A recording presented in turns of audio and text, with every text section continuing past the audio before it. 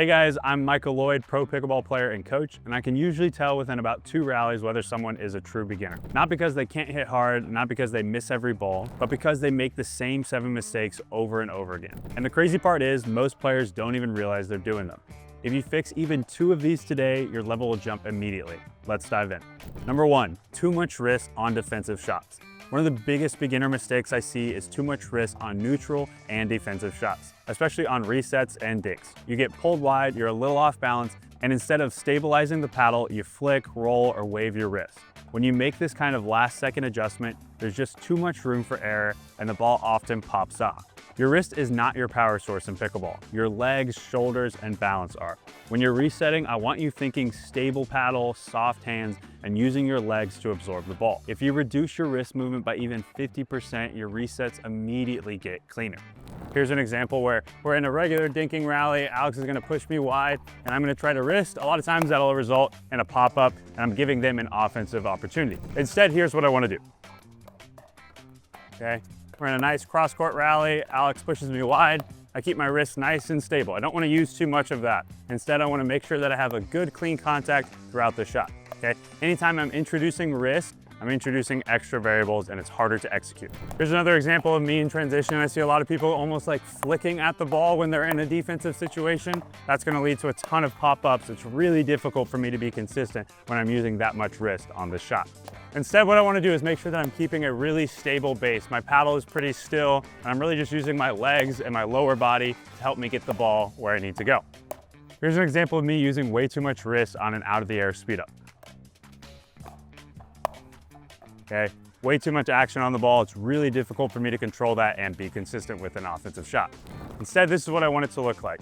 We're gonna be patient again, set this point up. Whenever that shot comes my way, I wanna use a lot more elbow and shoulder to create the attack. These are my bigger muscles, a lot easier for me to replicate.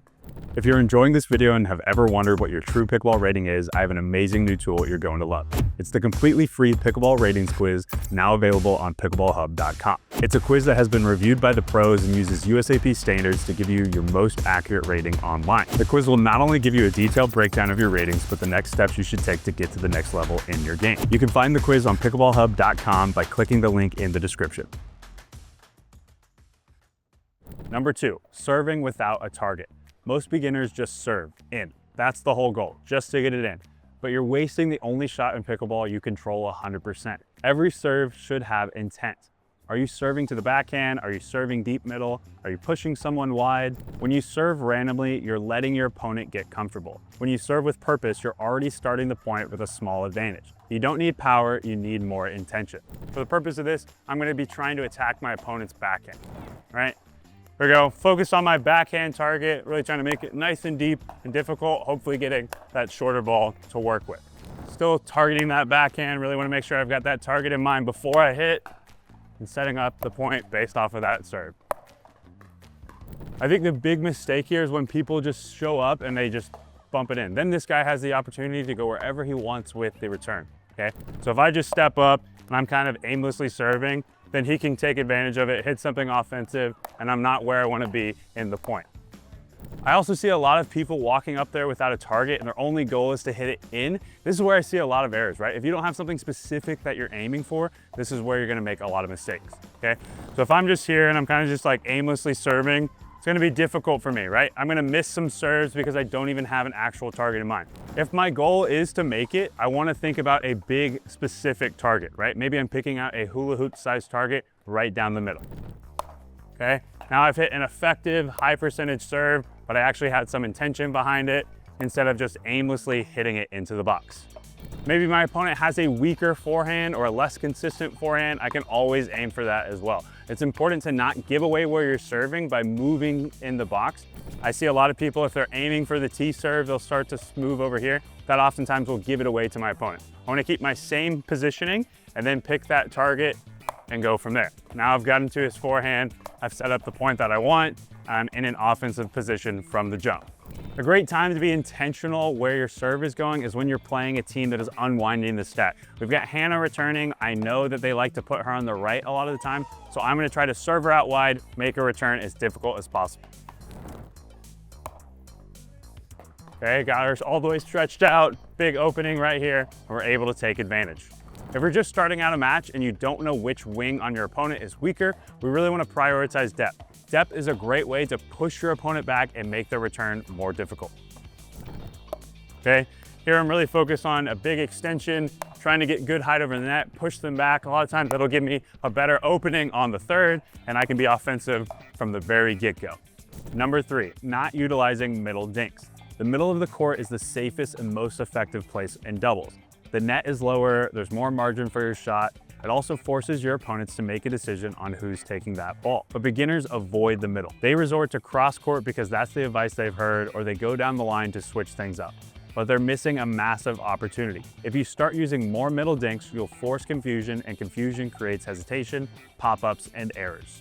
A lot of us have been taught to just stay in our cross court, and that's great for big percentages. We also want to make sure that we use the middle. A lot of times this is going to move the player around a little bit more. They've got to go back and forth between their forehand and their backhand. That's going to be really advantageous for me, mixing up the spots and not giving them rhythm.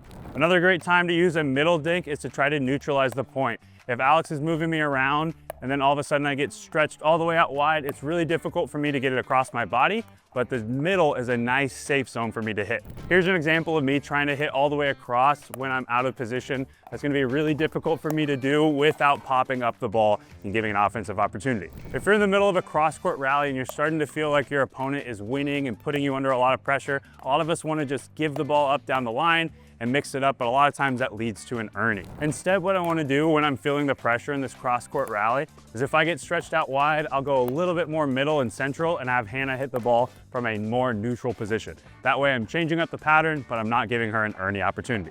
Number 4, sitting on a preferred counter. This one's subtle, but I see it constantly. Some players camp on their backhand because they think they counter faster there, but the ball is actually coming to their forehand. They're reacting to their preferences, not to the ball. You have to read the ball first. Your paddle should start neutral, then you adjust based off of where the ball is actually coming at you from. Think about angling your paddle tip towards the action. Straight ahead, straight paddle. Cross court, diagonal paddle tip. If you're setting up based on your own preferences rather than the on-court data, you're already behind. If we're in a cross-court rally here and I know that Alex is going to speed up the ball at some point down the middle, it's really difficult for me to sit on this backhand, right? It's got to come all the way across to this side in order for me to be ready. Where he's most likely to attack is down the middle. That's where I want to be sitting instead. A great way to make sure that I'm doing this is to always let my tip of the paddle follow the ball. That puts me in a good position to counter at all times based off of the ball, not based off of my own preference. Here's an example of us dinking around. I'm gonna get my paddle up and the tip of my paddle is always gonna be pointed to wherever the ball is, whether it's on my side of the court or on my opponent's. I'm always paying attention and moving my paddle so that I'm in the correct position to counter. Another big reason why I don't wanna be sitting on a preferred side is if I'm just sitting on my backhand and Hannah recognizes that, she's gonna be able to attack me on my strong shoulder, okay? This is where you get caught in those chicken wing positions, either on the hip or the shoulder. Hi, I'm Michael Loyd. Welcome to my instructional Pickleball 101, Mastering the Basics. I'm a pro pickleball player with over 130 match wins on tour, and I'm a top 10 singles player. While I'm always pushing for more wins, I bring to every match and this instructional a mindset of realism, hard work, and improvement that will help transform your game as a beginner. This instructional is everything I wish I knew when I first started out. I've taken everything that I've learned from competing at the highest levels, coaching, training, and analyzing what works and what fails, and I've broken it down into a clear, easy to follow system designed specifically for beginners and intermediate players. This instructional will help you build rock solid fundamentals fast. Insight Pickleball 101 will cover movement mechanics that'll help you flow on the court, the correct way to serve, return, and rally so you feel confident from shot one, core positioning and guidance so you'll never be out of place, strategies for playing the kitchen line with control and confidence, and a live coaching session where you can watch as I analyze and help new players progress. This isn't just another random YouTube tutorial. It's full of skills taught by somebody who's turned pro, won hundreds of matches, and studied his own film. If you're ready to stop feeling lost and start feeling results, this is your launch pad. I'm excited to help you guys fall in love with the game the same way I did. Let's build your skills together so you can be confident, consistent, and yes, have fun while you play. Learn from the best, play like the best at pickleballhub.com. Number 5, too much extension on speed ups. When beginners speed up or react to an attack, they take these massive swings. Big extension, big follow throughs, big commitment. and if it comes back, you're too late. Pros don't swing big in hands battles. They punch, short, compact, explosive. The smaller the swing, the faster the recovery. Think about tucking those elbows in, locking the wrist, and recovering to the neutral quick. If you shorten your counter by even a few inches, your hand speed improves immediately. What you're gonna wanna do is make sure that you're really compact on your speed up so that you're prepared for the re-counter. Here I'm prepared for the next shot and the next one after that. Too much extension also applies on the backswing. If I take a big cut at the ball before I speed up, that's gonna let Hannah know exactly what's happening. She's gonna be more than prepared for that attack. Instead, what I wanna do on the speed up is make sure that I'm really compact, short, and punchy. Think about somebody like Ben Johns. He's really snappy in this position and is able to get back for the next ball. Here's an example of this. I'm gonna dink around, wait for the right speed up, and then I'm gonna be very punchy and get myself a position for the next ball. My big goal here is not to apply as much pace as possible, but to apply as much pace as I can in a short amount of space. Number 6, not letting cross-court out balls go. Cross-court balls travel farther from down the line attacks, and a pickleball court is 2 feet shorter across than it is long, which means a lot of cross-court balls are going out. But beginners panic and swing at everything. You have to start reading trajectory early. If the ball is rising and drifting, there's a good chance it will land wide. Letting balls fly out is a skill, and once you trust your read, you'll steal free points. In this example, Alex and I are gonna be dinking cross-court. I'm gonna wait till he speeds up a cross-court ball, and then we'll see where it lands, okay?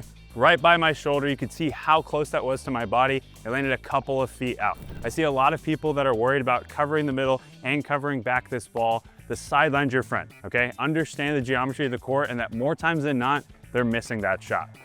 In this example, I'm not gonna let that out ball go. I'm concerned about the middle, and at the last second, I'm gonna flip over and play that ball. A lot of times, I'm gonna end up popping that up, okay? It's way too difficult for me to cover the middle and cover this shot. More times than not, I just wanna leave it and see where it lands. I'm gonna have Alex drop the ball and speed up as close as he can to my body, and we'll see where it lands, okay? I'm just standing right here. It's really close to me, but it's still 2 feet out on the sideline. Number 7, not tracking how you're losing points. This is the biggest one. Most players lose the same way for an entire game and never adjust. Are you missing dinks? Are they targeting your backhand? Are you attacking too early? Are you leaving your partner out to dry? If you don't take stock of how you're losing, you'll repeat the same patterns over and over again. Advanced players are constantly making micro adjustments. You don't need new shots, you need awareness. All right, in this example, we're gonna talk about third shot selection and how it's affecting us. Okay, I made my third, but I put us in a bad situation. I see a lot of players blaming their partner when in fact, even though I made a third, it didn't help us win the point.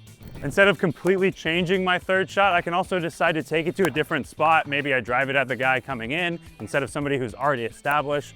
That proved to be successful. Now we're at the kitchen line in the position to win the point.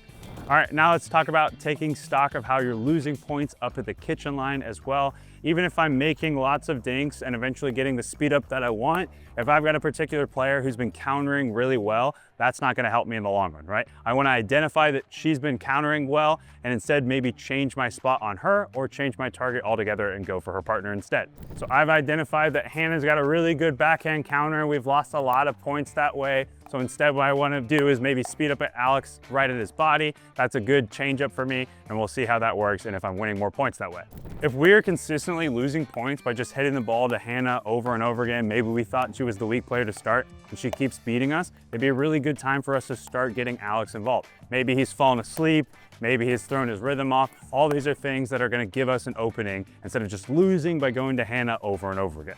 The overarching idea here is that you don't wanna lose the same point over and over again, right? If you're missing the third and you don't make any adaptation, that's obviously a losing recipe. If you're hitting the same dink over and over again and somebody feels comfortable and they've obviously got a weapon there, you're gonna lose the point there as well. Our big thing is we want to talk after each and every point to make sure that we're making the correct adaptation. If you clean up these 7 mistakes, your game instantly becomes more reliable. And once your foundation is reliable, working as a team with your partner becomes the next difference maker. So in the next video, I'm breaking down the double strategies beginners must know if they want to start winning big matches. Thanks for checking out the video. If you're serious about improving your pickleball game, we've built out a ton of resources for you over at pickleballhub.com. We've got courses, game analysis, training tools, written guides, and step-by-step breakdown all designed to help you improve faster and play with more confidence.